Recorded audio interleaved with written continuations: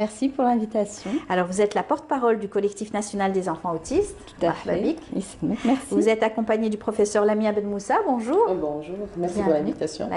Vous êtes donc maître de conférence à l'université d'Alger 2, spécialisé en éducation spécialisé orthophoniste et, oui. Et vous êtes maître de camp au département d'éducation spécialisée. Très bien. Et vous êtes aussi la présidente de l'association ASNET. ASNET, oui, Association scientifique de neurotechnologie éducative et thérapeutique. Très bien. Et ça fait longtemps que vous travaillez dans ce domaine?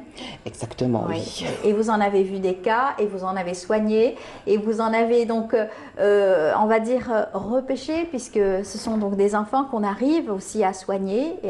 Exactement, voilà. Un bon diagnostic, une bonne évaluation selon les techniques modernes et adaptées au milieu clinique algérien. C'est ça. Et donc, on a pu sauver pas mal d'enfants et intégrer à l'école. Surtout à l'école, voilà. Et bien entendu, inciter et inscrire les parents à travailler avec vous, parce que c'est très important. Il faut former les parents, il faut former aussi le personnel, donc c'est une obligation pour la bonne continuité de notre prise en charge. Tout à fait. Et nous sommes à la veille donc de la Journée mondiale des personnes en situation de handicap, et pour ce faire, nous avons reçu donc 2 personnes très engagées pour prendre en charge les enfants autistes, parce qu'un autiste, on ne peut pas le diagnostiquer en tant que pathologie, mais c'est un comportement, c'est une spécificité. Oui. Officiellement, c'est pas un handicap. Ce n'est pas un handicap, ce n'est pas une maladie mentale, mais ce sont un trouble de développement envahissant. Neurodéveloppement. C'est ça. Voilà. C'est pourquoi j'ai dit, ce sont des enfants qui arrivent à être pris en charge. S'ils sont pris en charge très tôt, ils s'en sortent. Ça dépend du degré de l'autisme. Oui, on arrive à supprimer certains troubles. C'est ça.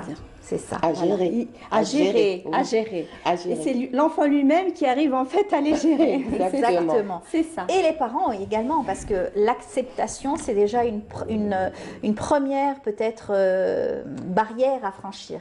Oui, vous savez, je vais être honnête avec vous, cette histoire d'acceptation, on l'entend toute notre vie en fait, depuis que l'enfant a été diagnostiqué, je pense que ça va être pour toujours.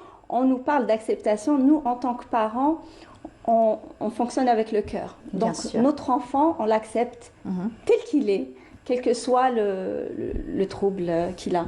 Oui. Donc l'acceptation par rapport à ça, on l'accepte sans le vouloir. Bien sûr. Par contre, on est choqué quand on l'apprend, parce que d'abord, il n'y a pas de sensibilisation, nous ne sommes pas informés. Oui. Moi-même, quand je l'ai appris, je ne savais pas ce que c'était, du tout.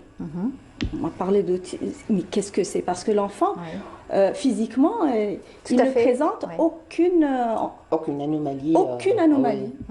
Mais c'est comportemental. C'est à travers la communication. À travers le regard, déjà. Le regard. Qui est très important. L'enfant fuit un petit peu le regard. Fuit le regard, les sons, les lumières. Exactement, oui.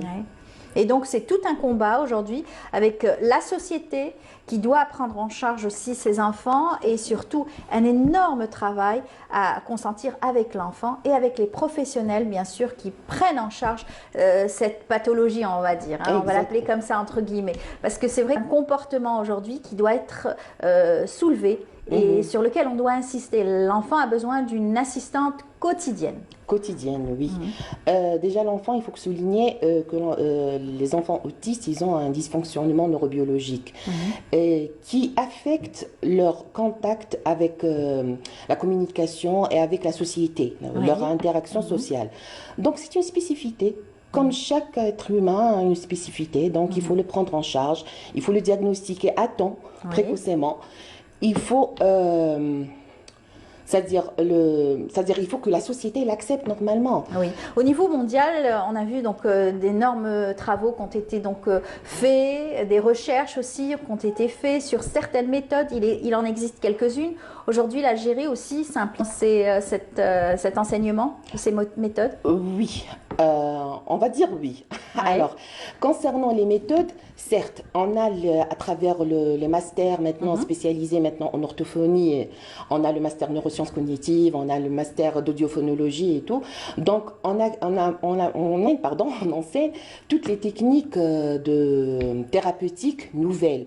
On a même introduit les e-thérapies, c'est-à-dire la technologie, la prise en charge, la diagnostic, l'évaluation. Mais là, il faut, vous savez que l'autisme ailleurs, c'est-à-dire, il est un domaine, il est une spécialité. À part entière. À part entière, exactement. Ce n'est pas notre cas.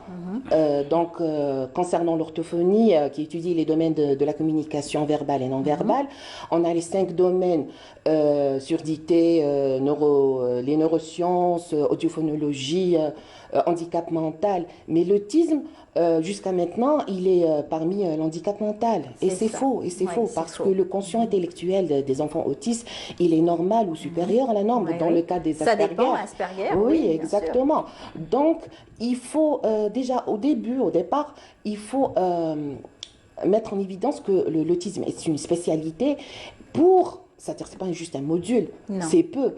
Donc, pour prendre en charge déjà le milieu professionnel, pour qu'il soit vraiment bien armé, bien armé, exactement. Pouvoir prendre en charge cette, voilà.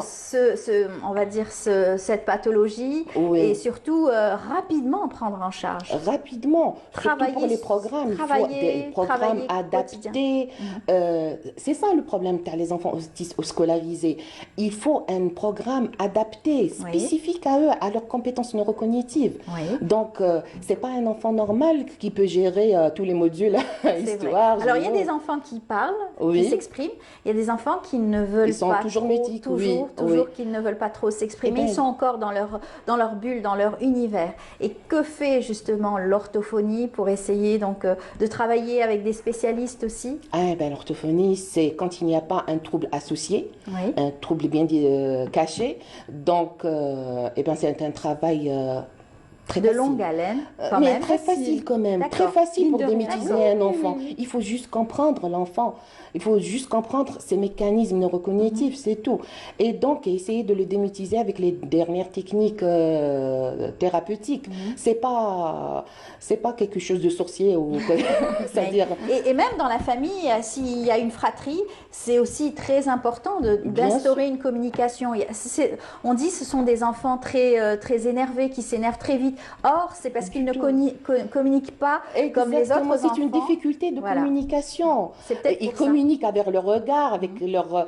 c'est-à-dire dans le non-verbal. S'il s'énerve, c'est qu'il y a quelque chose qui ne va pas, qui lui déplaît. Oui. Par exemple, il veut manger et la maman n'a pas compris le message, donc il s'énerve, il commence à faire comme nous d'ailleurs, on commence à faire, c'est-à-dire des cris si on veut, pour attirer l'attention de la maman. C'est ça. Et c'est le cas avec, je sais pas... Oui, c'est pareil. Quand il a des troubles digestifs, il ne sait pas les exprimer. Pourtant, il est verbal, il est autonome. Il s'exprime. Oui. Il a été démythisé précocement. Oui, à 3 ans.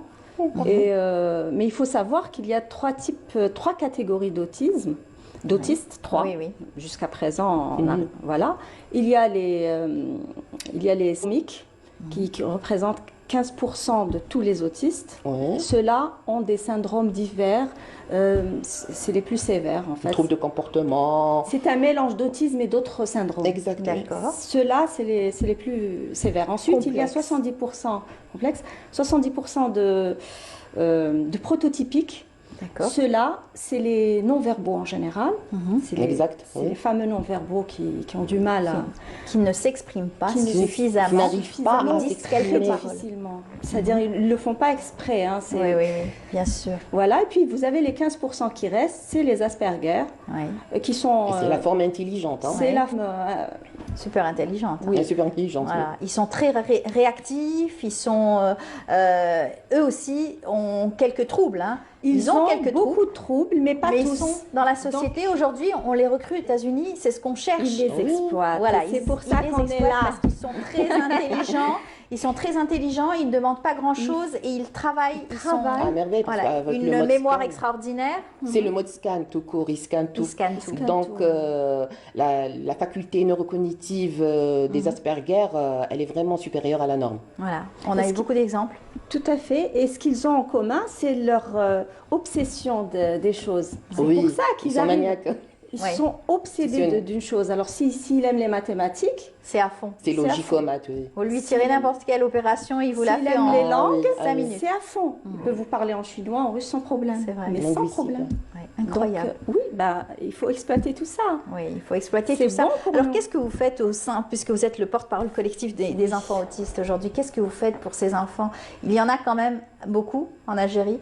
Il y en a beaucoup, oui. Il y a Plusieurs associations aussi, différentes associations. Oui. En ce qui concerne des enfants autistes, il y en a des centaines de milliers. Et ceux qui ont été recensés. Recensés. Exact. D'accord. Des centaines de milliers. Adultes, adolescents confondus, 500 000. Et il faut savoir que les dernières statistiques donnent un autiste sur 50 lors des naissances. C'est D'accord. énorme. Et aujourd'hui, c'est beaucoup. Beaucoup. Avant, on entendait parler d'un autiste, c'était pas très connu.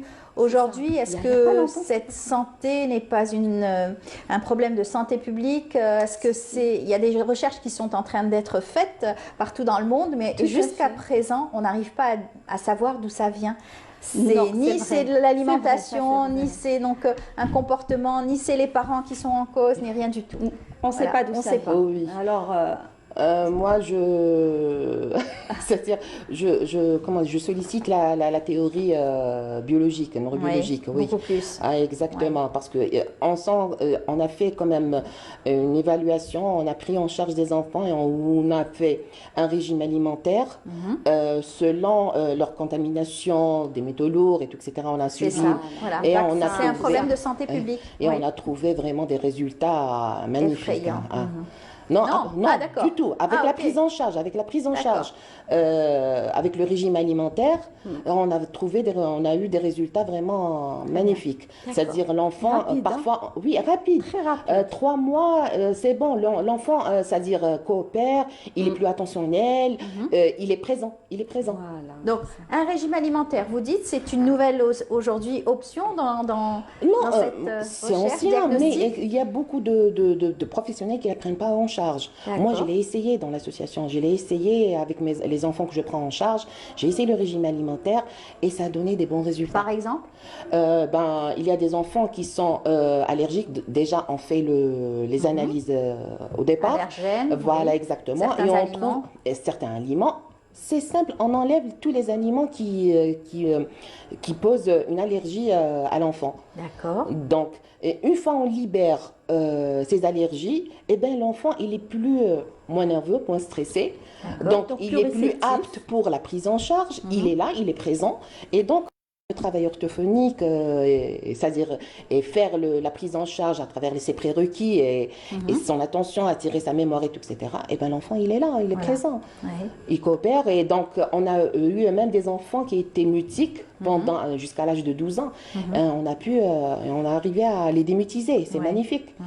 Et bien sûr, c'est un travail énorme, quotidien, bien sûr, au sein donc, de l'association, au sein aussi du collectif que vous faites quotidiennement. Je sais qu'avec cette crise sanitaire, ça n'a pas été simple parce que beaucoup donc, d'activités ont cessé, les sorties, bien sûr, aérées, et qui sont très appréciées par les enfants autistes. Tout à fait, tout à fait. Et puis il y a la scolarisation. Oui, Surtout ça. c'est ça. le gros problème. Oui. C'est le gros problème. Sur le papier, nous sommes protégés, nous en tant que parents et nos enfants aussi. Donc tous les ministères sont derrière nous. Mais la réalité Mais la réalité est autre parce que c'est vrai qu'on a souvent tapé le poing sur la table, ils n'acceptent pas nos enfants, ils sont rejetés par les écoles jusqu'à aujourd'hui. La plupart ne sont pas scolarisés alors qu'ils sont scolarisables. Oui. Mais pourquoi? Parce que les directeurs d'établissement ont peur. En fait, Ils ne sont pas formés ils aussi. ne sont pas sensibilisés, ils ne savent pas ce que c'est. Et quand on ignore la chose, Oui. on en a peur. Exactement. C'est logique. Tout à fait. Et c'est la même chose pour le corps enseignant. Donc, d'expérience, je peux vous dire que les enseignantes qui en ont eu dans le passé, qui ont eu des autistes dans leur classe, gèrent parfaitement la situation. Exact. Et la formation... C'est l'ancienne école. C'est l'ancienne école. Voilà. Enfin, c'est l'ancienne Et bien sûr, vous êtes là pour essayer donc de trouver des solutions avec les différents parents, avec aussi les professionnels. Les professionnels, avec tout à fait, avec si possible les établissements scolaires. Oui. Parce que je sais que c'est pas de leur faute en fait, les refus, etc. C'est pas de leur faute, mais il faut les rassurer. Il faut trouver une solution. Exact. En disant que les solutions sont là. Oui. Les professionnels sont là. Peut-être qu'il y a encore des manques. Oui, il faut les former. Il faut les former. Il faut les mettre les à auxiliaires, niveau. avoir des auxiliaires. Les auxiliaires, c'est un gros problème. Oui. Parce il faut qu'ils soient formés aussi pour accompagner ces enfants. Et inscrits dans le code du travail en tant que métier, parce que ça n'existe pas. Oui. C'est quoi une auxiliaire? Parce que c'est les parents qui les payent. Les parents payent l'auxiliaire, exactement, etc. C'est pas possible. Voilà. Très bien, mesdames. Merci d'avoir été parmi nous. Merci à vous. Voilà. Merci. Si je peux rajouter quelque chose. Je souhaite, nous, les parents, que l'Algérie remette sur le tapis le plan national autisme, parce qu'elle s'est lancée en 2016 sur le projet. Bon, il a commencé en 2008, on peut dire, avec le plan national de l'enfance. Ensuite, en 2016, il a été repris et ça s'est arrêté. Nous aimerions que ça soit repris et appliqué. Voilà. Merci beaucoup d'avoir été parmi nous. À très bientôt pour une autre rencontre autour, bien sûr, de cette thématique.